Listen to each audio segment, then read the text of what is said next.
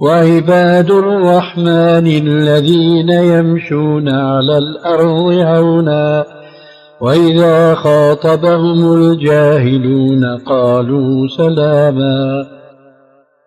Those who most of the time are living lives of disobedience. And when you advise them and say, oh sister, wear the hijab, or brother, stop smoking, for example, and come to the masjid and grow your beard and stop growing your beard, they come with excuses and they say, you can't judge me. Or they'll say things like, just because this is my condition, it doesn't mean you are closer to Allah than I am. Or if it's a sister, for example, she'll say, just because those sisters are covered doesn't make them any better than I am. You'll hear things like that. Or if you, for example, do see someone disobeying Allah, they do not want you to enjoin the good and forbid the evil. And these types of statements are the first things you'll hear from people in that condition. There's many things wrong, firstly, with that type of mentality and that type of attitude towards advice, first and foremost. And this is also the sign of a heart that has been trialed and has been filled with sins. The effect of sins, these are from the effects of sins, meaning the individual can no longer distinguish between right and wrong. They've been so accustomed to now disobeying Allah subhanahu wa ta'ala that any advice that you'll give them, they have these types of responses. And the danger of having this attitude towards disobeying Allah subhanahu wa ta'ala, and then either your brother or sister in Islam advising you, the danger in that is you are not acknowledging your condition. That's the first thing. Meaning,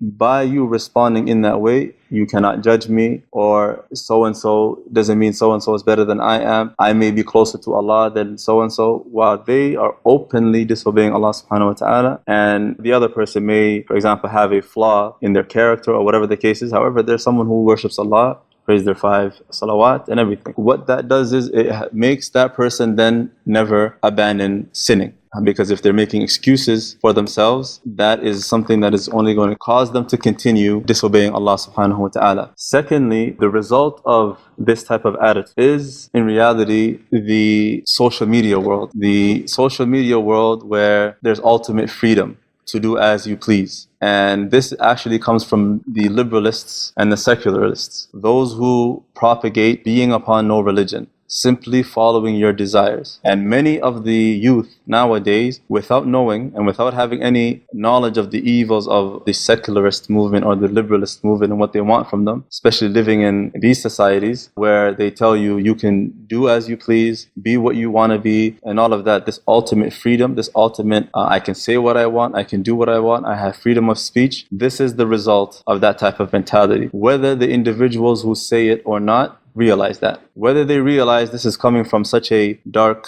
movement or a movement that in reality has no other goal than to take you out of your religion. They are not seeking you to sin. This is something that we may have thought before, meaning the harms, probably when we were younger, and our parents would try to protect us from things like music and things like movies and things like that. It was because of the possibility of adopting those either characteristics or a life of sin. However, the danger that we are living in today is no longer simply following the latest movie star or celebrity in the acts that they do. The real goal is to take you out of your religion and cause you to apostate. That is where these types of statements come from, that I can do as I please. No one can tell me what I have to wear. When as a Muslim, we know that we are slaves, that we don't actually have freedom of speech in that way. Our speech is restricted, is binded by within the boundaries of the Sharia, the legislation. And so we cannot say what we want. We can only say that which pleases Allah subhanahu wa ta'ala. However, the Muslim who has this mentality